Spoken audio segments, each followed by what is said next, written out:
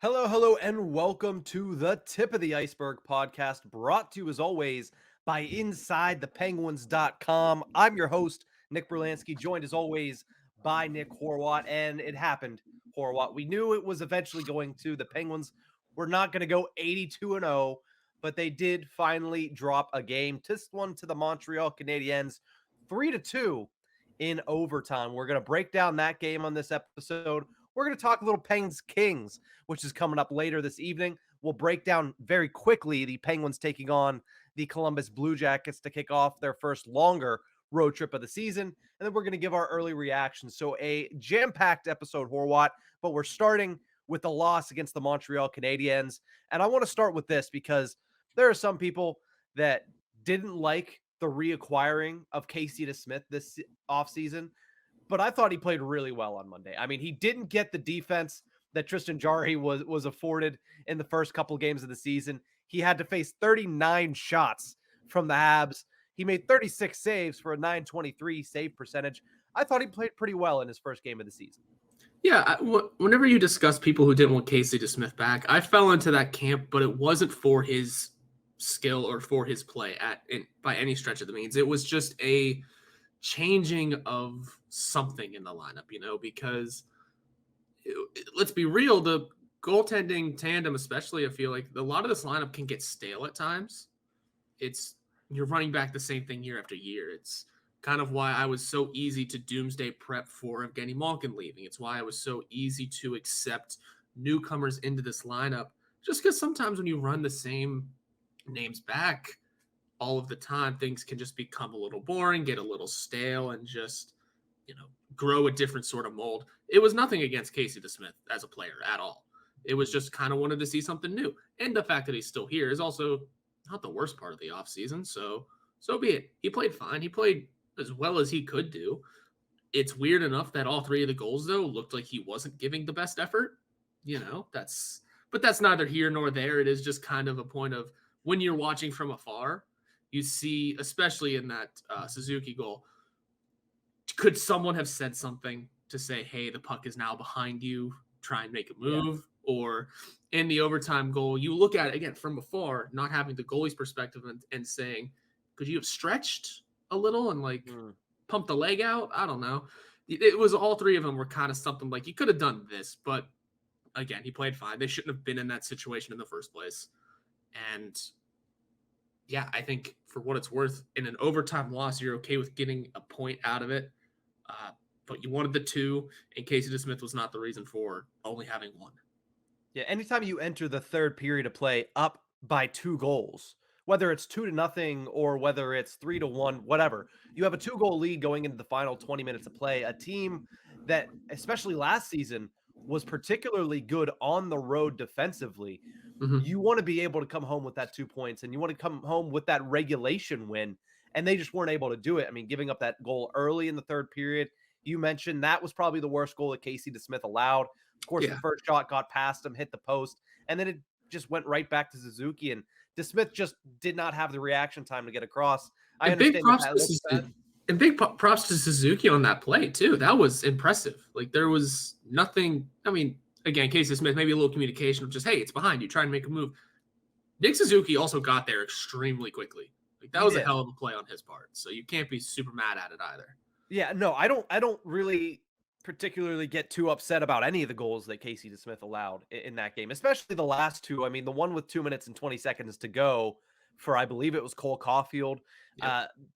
You can't let that pass go through, especially, I know it's 6-on-5, that you have to be able to protect from those cross ice passes, especially when the guy is literally from the top corner of the ice and he sends it down to the lower corner. That's a pass that can't get through. And I understand also in overtime that it's a 4-on-3, but you have to be able to keep an eye on where guys are at all times. And the easy goals like that, whenever it was a tap-in, because the Smith should not have to be worrying about that pass being made. He should be able to trust that his defense is not going to allow that to happen. Yeah. Or at least to slow it down so he can get across the crease. So I don't take anything against Casey DeSmith. I thought it was a really good start. I thought it was a great decision to start him in the first place by Mike Sullivan and crew, knowing that there are 3 back-to-backs coming up in the next 2 weeks. And you don't want him to get his first start of the season on the road, most likely, in a back-to-back scenario where most likely you're going to get him in the second half of it, and he's going to have a tired lineup in front of it. That's setting him up for failure. So I liked the decision to go with Casey DeSmith here in game number 3. Yeah, it was a fine decision. I mean, far from what we predicted, but so be it, I guess. It's we knew we were going to see Casey at some point. I don't know. I mean, we were just far off. I mean, any goalie talk that you took from our last episode, I hope you just kind of ignored, because all of it was either proven incorrect or just downright wrong soon after we had recorded. But that's just the name of the game. Yeah, and here's the thing. I think most of us are trained to what we saw last year, which was Casey DeSmith was not used unless he was absolutely necessary. And early in the season, was it absolutely necessary to have him in net? No, but the Penguins are trying to be better this year with getting Tristan Jarry rest, which is why you saw DeSmith get that start and try to get his feet underneath him in that game against the Habs. And then the Jake Allen thing, I mean, who's supposed to understand that? Like, who's supposed to be able to predict that 20 minutes after we recorded? But I digress on that point. Back to the actual game at hand from the Canadiens on Monday. The Pittsburgh Penguins didn't look great to start. I mean, they had the early no goal by Danton Heinen where he hit it off the post. Absolutely rocket of a shot. Great play by the third line there. It just didn't go in. A bad bounce for the Pittsburgh Penguins. And then you look at the rest of that first period. Clearly the worst period the Penguins had played all season long. The puck was just jumping over their sticks. They were making bad turnovers in the defensive zone. They couldn't get sustained zone time. It didn't look good for the Pittsburgh Penguins. And for the first time all season, you could say that there's a lot for them to work on off of that game on Monday. There was plenty, because we're letting old habits creep back in a little bit too, right? It is the whole not playing 60 idea again. I mean, granted, that more or less came in the third period whenever we went up 2-0 in the second thanks to Malkin. But you got to keep your foot on the gas. And Sullivan and Malkin both said it. Once you're up in those games, you have to close them out. Sullivan said that they deserved that loss. And if that's the way you look at it, that is the way you look at it. Absolutely. You have to play a full 60 in this league. It doesn't matter what team, it doesn't matter what team it is. It has to be the full 60 given, despite how good or bad the team may be. And especially a team like the Canadiens we looked at, those are names. Those are all names that either have been something or will be something. So you cannot give them any sort of leeway, because they can still be a successful team. And gotta stay pedal to the metal, foot on the throat, finish it off. And they couldn't do that again. And they can't let old habits like that creep back into the season. So that was one of their biggest downfalls last year, at least in the regular season. Yeah, I mean, you look at the names of the players that scored for the Montreal Canadiens, and it was exactly that. I mean, Nick Suzuki, he scored the first one. Cole Caulfield scored the tying goal, and Kirby Dach scored the third one. There are a lot of young, talented offensive players that are thriving under Martin St. Louis.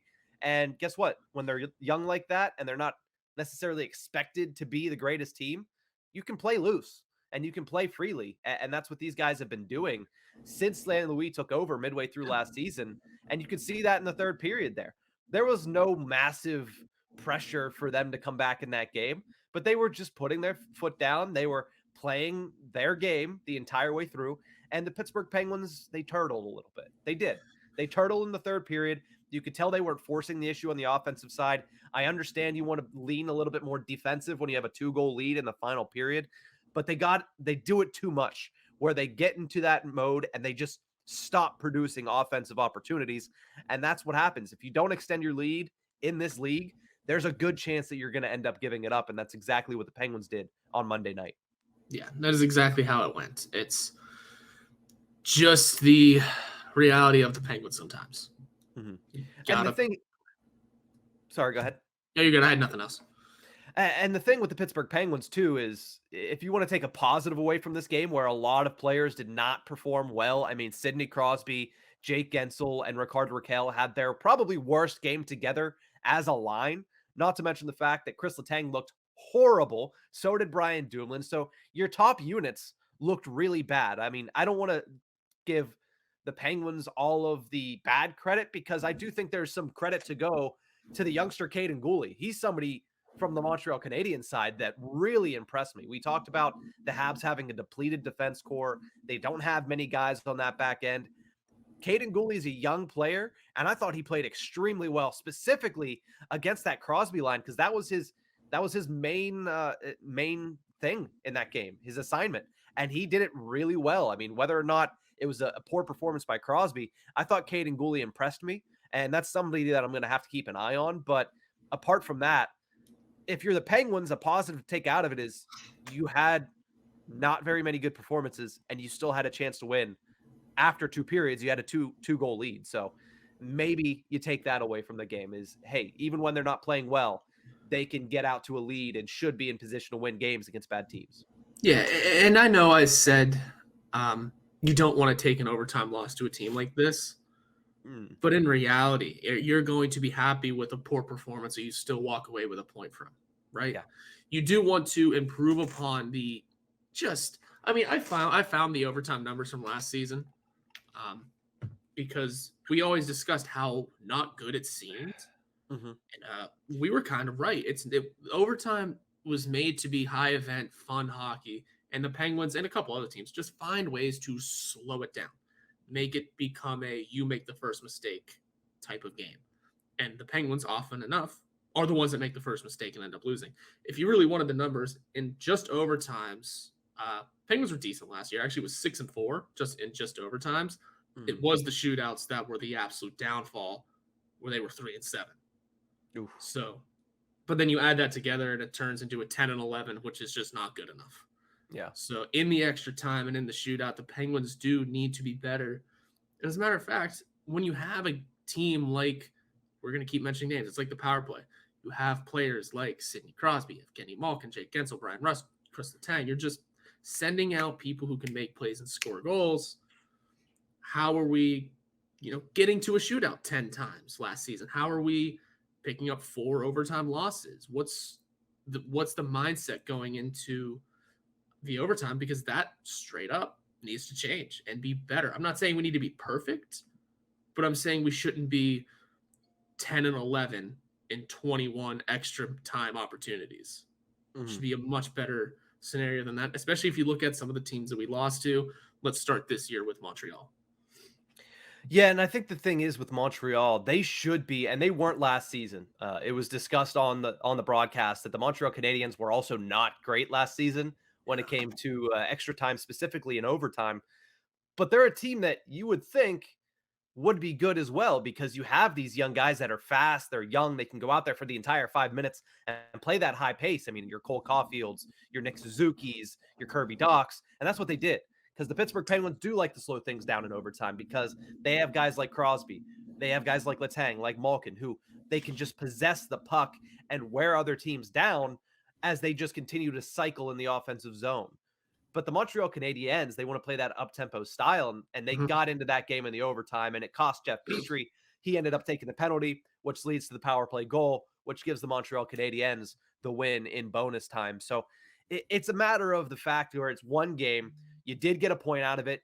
It stinks that you forfeited a point to an Eastern Conference opponent, but it could be worse because it was an Atlantic Division opponent and not a Metropolitan Division opponent. But nonetheless, as our friend said on Twitter, that on the Penguins Fly podcast, his name is Jeff also. I couldn't remember it. I'm still sick this week.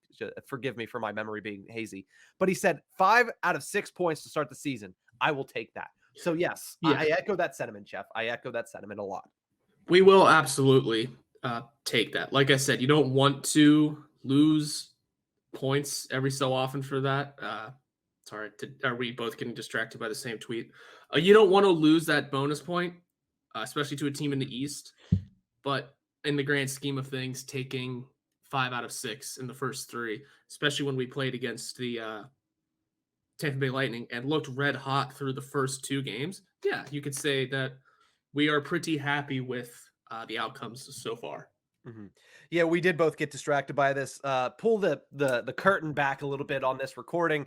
We are recording on Wednesday morning, and the Penguins did just put out the reverse retro, not the actual jersey teaser, but the teaser for the reverse retro. So clearly that'll probably be out by the time that we finish this recording, because that's just how things work. But no, nonetheless, I thought that the Penguins, despite playing a pretty bad game, and they're gonna lay an egg from time to time, I thought that they still had a chance to win. They got the point, like we both mentioned, and there's things to work on, but there were also positives as well. I think Evgeny Malkin's line looked dominant once again. They obviously created both of those goals in the second period. I think P.O. Joseph looked really good in that game against the Montreal Canadiens. I don't know if he was just stepping up to the plate because it is his hometown team, but if he can play like that, then there's no issue of having him stay up at the National Hockey League level. So there were positives to take away, but I think I really did crack the code on what happened to the Pittsburgh Penguins on Monday night at Horwat. Are you ready for this? Oh, I'm ready. I'm here. I thought about it because of our friend Danny from DK Pittsburgh Sports. He tweeted out, apparently the Penguins' key to a successful season is playing every game at home. And I thought about that for a second, and I said, you know what? I know exactly who to blame for the Penguins' first loss of the season. I blame John Taglianetti, the equipment manager. You know why? This is his first year at the helm without Dana Heinze showing him the ropes still.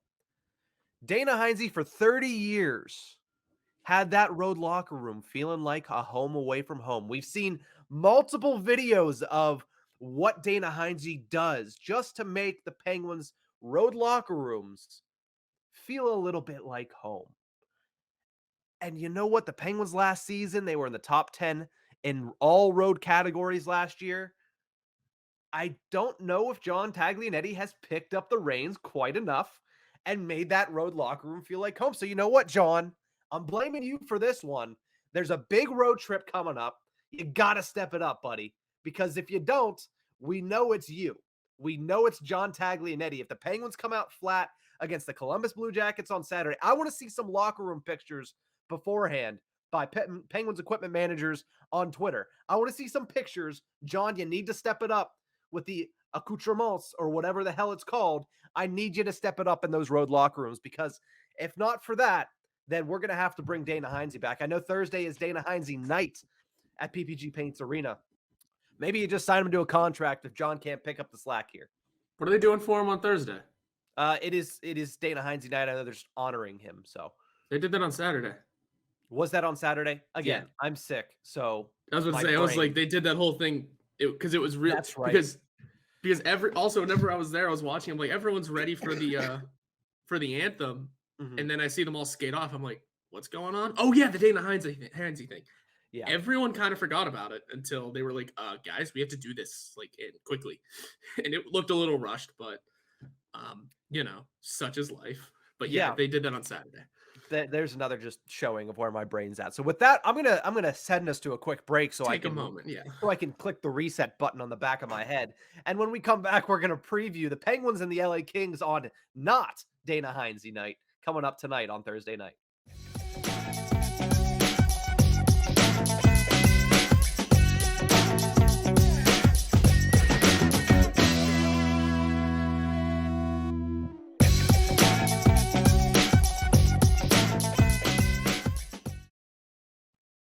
Welcome back to the Tip of the Ice-Burgh podcast, brought to you as always by InsideThePenguins.com. Horwat, I took a sip of water, I smacked myself in the back of the head, tried to reset everything that's going on up there. We should be good to go for segment number 2. I don't know where my brain was at the end of that first segment, but we're talking about the Penguins taking on your second favorite team, if I'm not mistaken, the LA Kings. You like to watch the Kings play some hockey, so it's the Horwat Bowl on Thursday night at PPG Paints Arena. And the Kings are always just, I don't know what it was. I think growing up at a time where, hitting adolescence at a time where the Penguins were very good and then the Kings were also very good. You just wanted to root for winning teams because you were sick of the Pirates, so you started rooting for the Yankees. The Steelers were decent enough, but I also wasn't a football fan at the time. So, yeah, I just kind of clung on to the Kings and then realized they have a lot of fun pieces, especially at the time. I mean, young Anze Kopitar, pre-captain Anze Kopitar. Dustin Brown was the captain and kind of a fun player. Drew Doughty was in his prime and before things kind of fell off. Now they have a lot of young pieces to look forward to the future. Am I right? Yeah, but who didn't mention from that time is Jeff Carter. Big Jeff Carter. Yeah, so exactly. I was waiting for the Jeff Carter mention and you never got it. So I guess, breaking news, Horwat hates Jeff Carter. But Nonetheless, in this game, the LA Kings were a playoff team last year. They took the Edmonton Oilers to the brink in the first round of the postseason. So they're not a team that is really on the back burner anymore. They're a team that is here to compete in the NHL's Pacific Division. So far this season, they are 3-2 in 5 games, third in the Pacific Division, and they only have one injury, but it is a guy that seemingly always performs well against the Pittsburgh Penguins, and Alex Iafallo. He's on the IR with a lower body injury. On the Penguin side of things, we still don't know whether or not Teddy Bluger will be good to go. Of course, we're waiting on news about that. He's day-to-day with an upper body injury, if I'm not mistaken. So, yeah, we don't have any updates on Teddy Bluger as of this specific moment where we're recording. Last season, the Kings swept the Pittsburgh Penguins in both games and winning 6-2 in LA and 4-3 in Pittsburgh. Trevor Moore had 2 goals in that game against the Pittsburgh Penguins at PPG Paints Arena, including the game-winning goal with about 7 minutes left in that contest. So, Horwat, heading into this game against the Kings, the Penguins are looking to get right after their first loss this season. What do you see happening as far as this matchup? The Kings, while they are getting better as a team, they're not a boring team anymore. We can remember for a long time the Kings were that trap style, defensive style of slow everything down hockey. Daryl Sutter hockey. Yep. Whereas now everything's kind of changed. They're getting younger. They realize they have great goal scorers and great playmakers with them while still having a pretty decent back end. You mentioned Alex Iafallo being out. That hurts. But I'm expecting the game to at least be fun, because I remember I was at that Kings game last year, and the Penguins may have lost, but it was a fun game. It was back and forth and pretty tight knit the entire time. I expect a little bit of the same. The Kings goaltending situation, it's not too much of a situation. It is, can Jonathan Quick close his career out right, and is Cal Peterson the dude? It's question marks, but also exclamation points at times. So I just expect it to be another fun game between the two. I can't really pin any more predictions onto it, because I haven't seen the Kings yet this year and what they've done, but I know they're a team that keeps improving, keeps getting better and more fun, and an actual fun style of hockey being played by them. So I expect it to be a pretty high event game, without doubt. Yeah, well, you're going to have to give a prediction here in a couple minutes, so I'll let you try to think about your Pens prediction for this one, as we lost on Monday. Of course, both of us saying Penguins would defeat the Montreal Canadiens. That didn't happen, but you mentioned Jonathan Quick. I would expect him to go in this one. On Tuesday, it was Cal Peterson on the second half of a back-to-back, so you would expect that Jonathan Quick is between the pipes, but again, I am not the head coach of the LA Kings, so that decision is not being made by me. But Quick, 1-2 this season with an .895 save percentage and a 3.73 goals allowed average. So not a great start for the veteran netminder in LA. But when you look at their lineup, and I'll bring it up here courtesy of Daily Faceoff, you mentioned that there's a lot of names on there. They're getting more fun. I think the biggest acquisition this summer was Kevin Fiala. You can see him on that top line with Kopitar and Kempe. And for those watching on Inside the Penguins on YouTube, you can see it up on the screen now. But I mean, Trevor Moore played really well against the Penguins last year. He's on the second line with Deneau and Victor Arvidsson. Then you got Carl Grundstrom, Quentin Byfield, and Gabe Velarde, a trio of really good young players. And then you just got Blake Lizotte, Brendan Lemieux, and Arthur Kaliev, just a bunch of thorns in your side for the fourth line. So not a bad lineup, to say the least. And I believe they're missing one of their good young players, or at least they haven't called him up yet, and I can't think of his name. Yeah, I can't think of it either right now. I mean, Brendan Lemieux he's a guy that if the Penguins needed to fill roster spots and the Kings actually fully let him go, that we should have taken a flyer on, because yeah, he's not going to score you goals, but he's going to be that pesty, he's going to be that pest. He's going to be the Josh Archibald type that we got, but at a different, better, more fun level, and a younger level at that too. But I think he was a RFA, so he really couldn't go anywhere unless the Kings decided to let him walk. And I mean, for what it's worth, Brendan Lemieux is going to play a great game in LA. He's a ton of fun for the lineup. Yeah, he's on the fourth line, but much like Teddy Bluger with us, he's a fourth liner that you talk about all the time for one reason or another. Lemieux's reason here is just he's going to be a thorn in your side. Like you said, he's going to get under your skin and try and throw you off your game and open up the mentality for his top line players. That's a key to their lineup, I think, all the time. I can always watch Brendan Lemieux play. As long as he's not biting people, I can watch Brendan Lemieux play all the time. Now, here's going to be the biggest issue for the Pittsburgh Penguins, and this is not a piece of inside analysis or anything that anybody's going to be surprised about, but Sidney Crosby coming off of a poor performance, you expect him to bounce back against the Kings, but he's probably going to match up with either Anze Kopitar or Phil Deneau. I know Anze Kopitar is getting a little bit older, a little bit long in the tooth. He is still a dominant two-way forward. Yeah. So you have those guys going up against Crosby, and it's not going to be an easy get-right game for Sidney Crosby and the Penguins' first line. So that's going to be a matchup that you certainly need to watch. Who do the Kings try to match up with Crosby? Is it Deneau, Moore, and Victor Arvidsson? Or is it Kopitar, Fiala, and Kempe? That's going to be definitely something interesting to watch.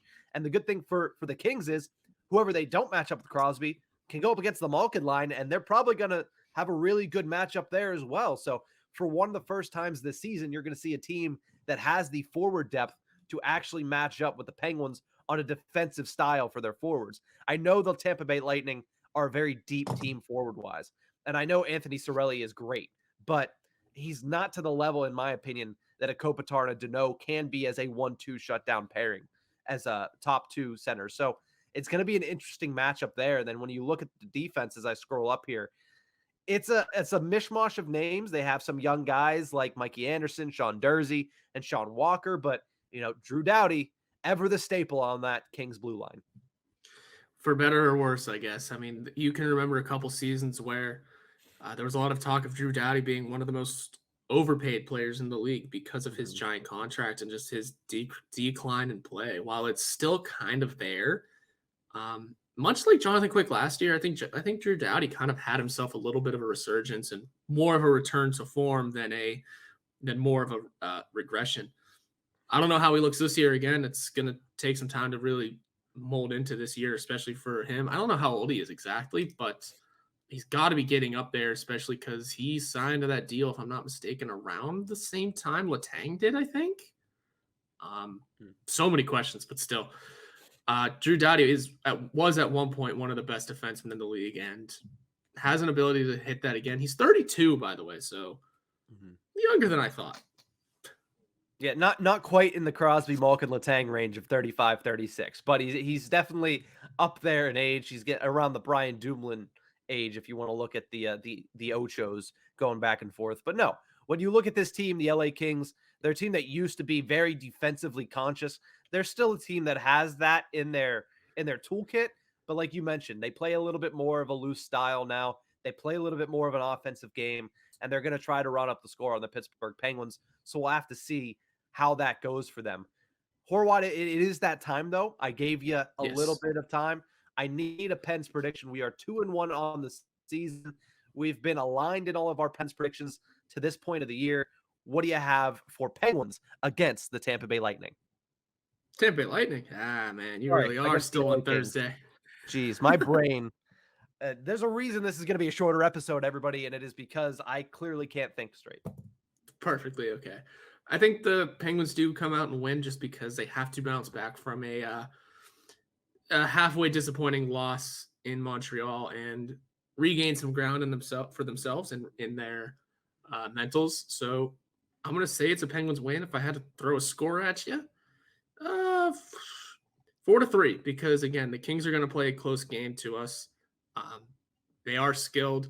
Looking at some of the statistics throughout the team. Drew Doughty, by the way, a goal and an assist through his first 5 already. He's one of the sneakier playmakers on the blue line across the league. At least he has been over his career. So he should be able to put up points. And Gabe Velarde in 5 games has 7 points. Jesus. This team's a little sneaky. So I think they keep it close, but the Penguins are going to have to build off of and learn off of what they did in Montreal. So clearly my prediction of 5-0 to start the season, not going to happen. That's over. It died on Monday night, and I was sad about it. Now, I did think for a second that my prediction was going to come true. Penguins 3-2. I was getting excited again, this close to correctly predicting the score, but it didn't happen. So I'm not tied to 5-0 anymore, which means I don't have that little nagging voice in the back of my head that says, be consistent with your predictions. So now that that's dead, I'm going to say the Penguins drop this one. Ooh. And I'm going to say they drop this one in regulation. I think it'll be 4-3 late into the game. Penguins try to force the issue with an empty net, and I think it ends up being a 5-3 win for the LA Kings. I don't know why. I just have the sneaking suspicion that the LA Kings have the Penguins number for some reason. If you date back to the last time they played them before the 0-2 season last year, it was that loss on that horrible California road trip right before COVID. So the last 3 games have not gone well for the Pittsburgh Penguins against the LA Kings. For some reason, it feels like they have the Pens number, and I think that continues on Thursday. I don't want to see it. I'd rather talk about a win, but I think it's a 5-3 win for the LA Kings on Thursday night. And I could see that too. Like I said, for some reason, the Penguins, much like the Steelers, can at times have the tendency to play down to an inferior opponent. And again, not that the Kings are inferior, but they're still not as good as the Penguins, I would think, yet. Expect the next couple seasons to be, gangbusters for the Kings. But if the Penguins play down to them again, I wouldn't be surprised. Again, the Kings came in to Pittsburgh last season and had a completely entertaining game. But the Kings won and walked out as victors. So I wouldn't be shocked to see either outcome. I'm just hoping the Penguins can build off of what they learned in Montreal. That's kind of the big sentiment that I'm shooting for. Mm-hmm. Yeah, and I do remember that game last year. It was great because the Penguins were down 3-1. They tied it up with 2 third-period goals, and then Trevor Moore deflated that entire building. But let's move over to talk really quickly about this weekend's matchup. Penguins taking on the Columbus Blue Jackets, the first of a 5-game road trip that will take the Penguins way out west to Western Canada and, of course, to Seattle, Washington. But they kick it all off in Columbus with the first game against a Metropolitan Division team this season. As of this moment, Columbus is 1-3 on the year, good for last in the Metropolitan Division. Of course, their big offseason acquisition, Johnny Gaudreau. And listen, his goal last night in their victory, and by last night, I mean Tuesday night, was very good, very entertaining, and he's a great player, and it's going to be difficult to slow him down. Same with Patrick Laine. Same with, Zach Werenski. But when you look at last year, the Penguins swept the Blue Jackets 4-0. And there's a reason for that. It's because in this division, when your little brother and the Columbus Blue Jackets have played that role for a long time, you can get your punches in, but right now, little brother is just going to be put on the back burner. And that's the Blue Jackets season this year. That's my entire synopsis of what they're going to be doing this year. They might get their punches in. They might steal a win. It's hard to go 4-0 back-to-back seasons against a division rival. But at Columbus, it just something feels like the Penguins, after losing 2 in a row, based on my previous prediction, I think they win this one by a score of 3-1. Yeah, I think it's going to be an easy Penguins victory just because it is the little brother thing. As much as I want and keep predicting the Blue Jackets to be decent this year, it might not come to fruition quite yet. Just not quite yet. They still have to learn how to play together. Maybe they have a late season, run, kind of like Montreal did last year. Not enough to put them in the playoffs, but maybe a little late season push happens. I'm still going to ride on the Blue Jackets having a decent season, but yeah, no, I got to give the Penguins another victory there as well, just because of so much not going right so far. All right, Horwat. So I got to ask, because this is now our 5th prediction that we and I haven't had them losing yet. This team looks damn good. What do you want me to say about it? You have not predicted a loss. I know that I can't say very much because I'm predicting right now 4 wins and 1 loss. So I'm not much better on that scale. But are you gonna predict a loss at some point this season, or is that what you're gonna go with? The old Bob Pompiani, never predict the Steelers to lose.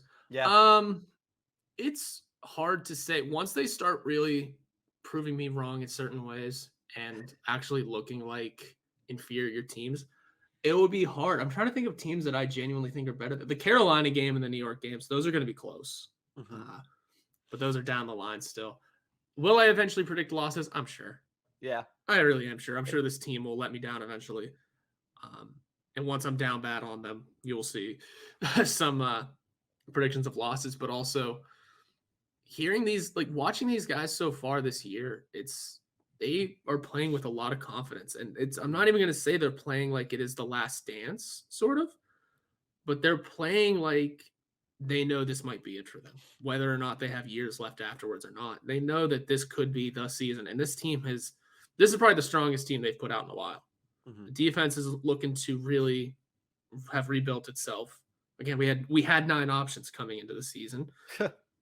In this forward group, while it is a lot of the same, has potential to grow into something if they need. If I have a lot of hopes for the Wilkes-Barre call-ups this year. Mm-hmm. So I think there's a lot of high hopes all around this lineup, and Jarry into a contract year. That's why I keep banking on the Penguins to do very well this year. Mm-hmm. Something about the Pittsburgh Penguins this year. I know you don't like Marvel, but something about the Pittsburgh Penguins just seems like the Black Panther. I never yielded, and as you can see, I am not dead. And that is right now. That's the Pittsburgh Penguins and their veteran core. So we'll see if they can continue to do that and improve upon that on Thursday night, which is technically tonight when you're hearing this, against the LA Kings. They will then take on the Columbus Blue Jackets on Saturday. And then, of course, we're going to all have to get our coffee ready to stay up late for those games in Western Canada and that game in Seattle. But we're going to take one last quick break, see if I can get through a last segment without actually messing something up. And we will discuss our early reactions to the Pittsburgh Penguins this season. We'll be right back.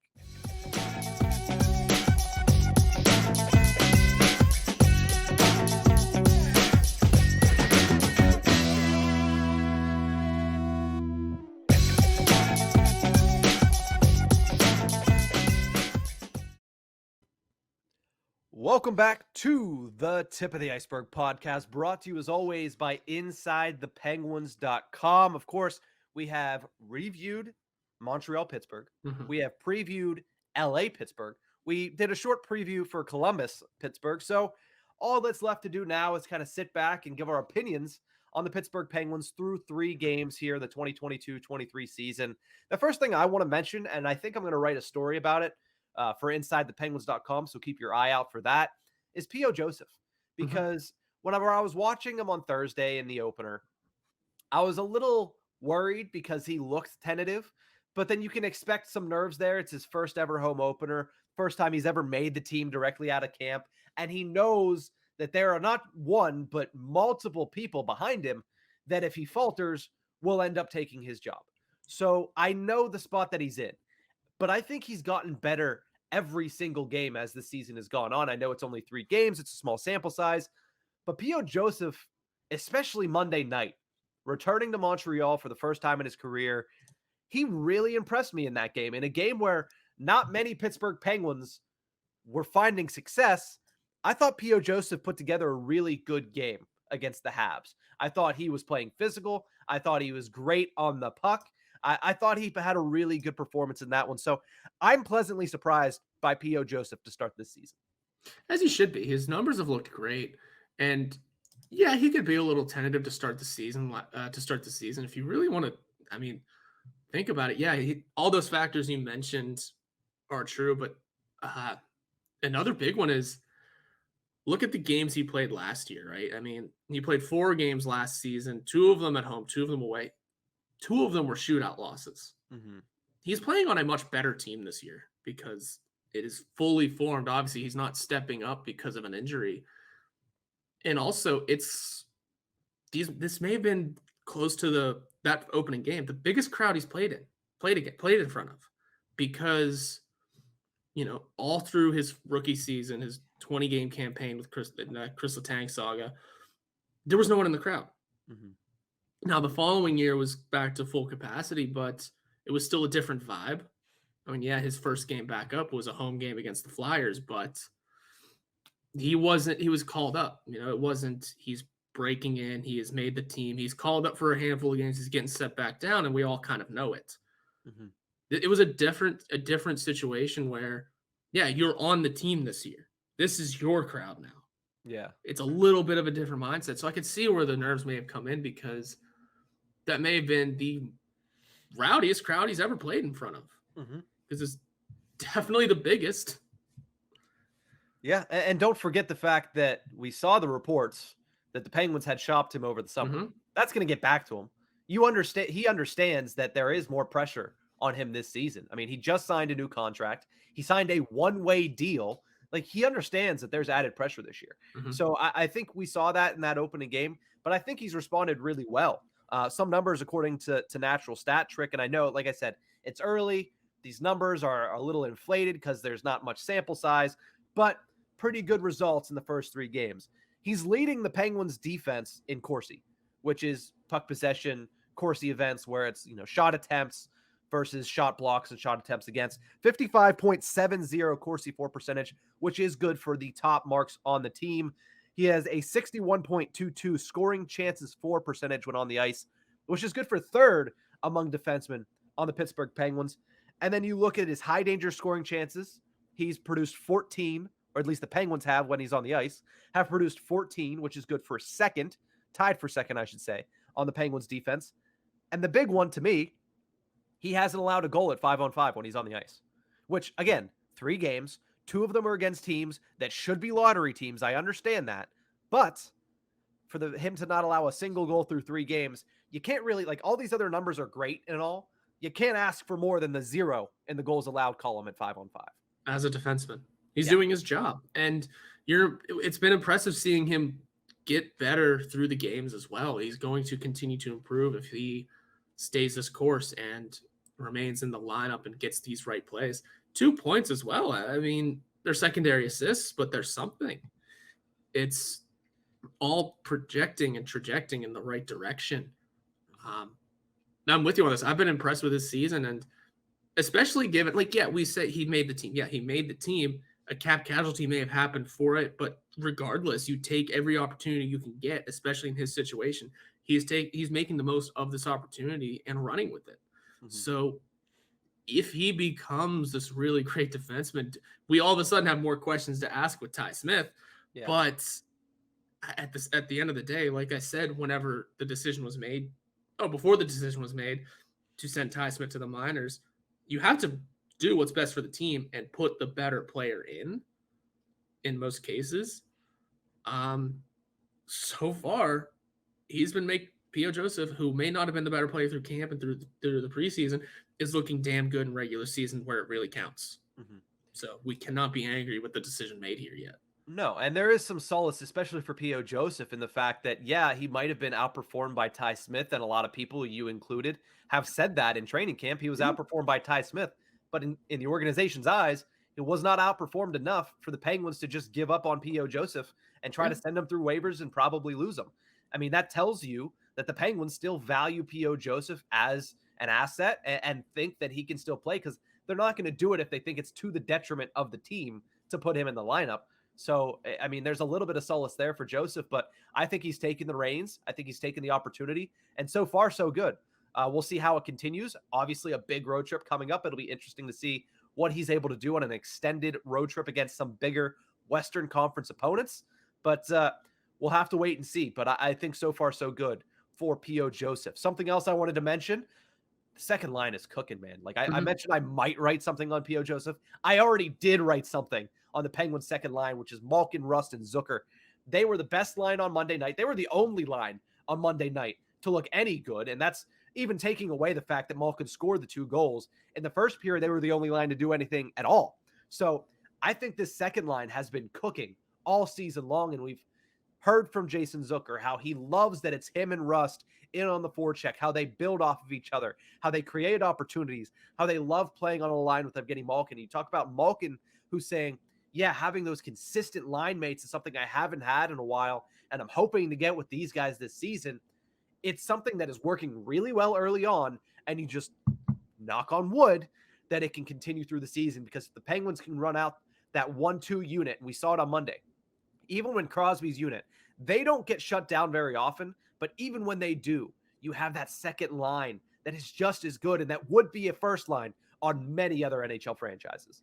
It would be. And that second line does look dominant. It looks scary. It's part of the reason why I keep pushing for the Penguins to win games, because yeah, obviously you have the Sidney Crosby attack on top, but you follow it up with an Evgeny Malkin who's resurging himself and his supporting cast of Brian Rust and Jason Zucker. It's a hell of a line. It is a ton of fun watching them really mold together and succeed. I got not too much more. They just look very good. Yeah. I mean, there's not much left to say. I mean, they've looked really good to start the season. They've controlled a lot of the offensive production. They played well in the defensive zone. I think Gino's, puck support in the defensive zone has been improved to start the year. And that might be a thing where he trusts his legs a little bit more to get him back in the play because he's coming in healthy for the first time in 2 seasons. So it's all systems go for that second line. I think later on tonight against the LA Kings, that's going to be an interesting thing to watch. I already mentioned it in our preview. It's probably going to be Evgeny Malkin's line versus Phil Deneau's line. And Deneau is a great shutdown line with offensive potential. Let's see what Malkin's able to do and his line's able to do against that type of battle on the other side of things. So I'm going to be watching out for that very, very intently tonight against the Kings. The last thing that I would have mentioned, then I'll let you say whatever else you have left. Tristan Jarry, you mentioned him very briefly on Monday's episode that we haven't really talked a lot about what Jarry was able to do in the first weekend. I think part of that is because we saw how good the defense was playing. I mean, team defense was doing a really good job of keeping shots to the outside. The Penguins were out shooting their opponents by like twice as much. Mm-hmm. So clearly the team was playing well in front of him. But Tristan Jarry, a .938 save percentage, a .201 goals allowed average, and 2.3 goals saved above expected. You can't really ask for much better from him. Maybe a shutout here or there, but 3 of the 4 goals allowed were on the penalty kill. Some of those you couldn't really do much about. I mean, even the Braden Point goal, which was the 5-on-5 one, ridiculous shot by Braden Point, and it's Braden freaking Point. And if you look at the goal scorers this year against Jarry, it's Braden Point, it's Steven Stamkos, and it's Nick Ritchie times 2. So clearly one of these things is not like the other, but Tristan Jarry has done, in my opinion, a very steady job of getting his feet wet in the 2022 season. Oh, yeah, he's looked damn good. He's looked strong. He's been a little feisty. He's also just taken a couple of runs early in the season. He's not putting up with it. So, I did mention he's got a lot to play for. Obviously, he's got that contract year. And he seems, and everyone, you included, are predicting a hell of a season from him. I mean, I'm predicting a great season from him as well. So we should all be really high on Tristan Jarry, and his numbers look good. Yeah, it's 2 games, but he's making the right saves. He's making big saves, and he's surviving a couple of runs already. So the fact he's able to remain in the goal he's looked very good so far. He's looked confident, he's looked strong. He should be a phenomenal goalie this year. Yeah, you didn't really see him getting run as much until last season, and you saw him start to react to that last year. Obviously, the Brad Marchand thing that went down, and really a bunch of other opportunities where Tristan Jarry would stand up for himself, which is good to see. But you're starting to see that carry over to this season. I think if you're the Penguins, there's a reason you brought in Jan Ruda, who's a mountain of a man. There's a reason you brought in Jeff Petrie, who's a mountain of a man. You got to keep guys off your goaltender. Like, I'm not saying it's their fault that he's getting run. Sometimes it just happens. Sometimes the other team is just driving very hard at the net, but you got to keep them off them. So hopefully you don't see that too much going forward. Yeah, I mean, apparently one of the runs was also an interference penalty by Marcus Pettersson. So that was a bad call. Yeah, no, it is what it is. As long as he's staying healthy in the net and, sticking up for himself when he needs to as well, he's looked good. Yeah, he's very confident. Yeah, and you want another reason to protect your goalie a little bit better? Why was Tristan Jarry not in the net during the playoffs? Because he got ran into against the New York Islanders with 10 games left to go in the season. You got to protect your goaltender, especially whenever you've had just as many issues with goaltending in the past couple of years in the playoffs as you've had with anything else.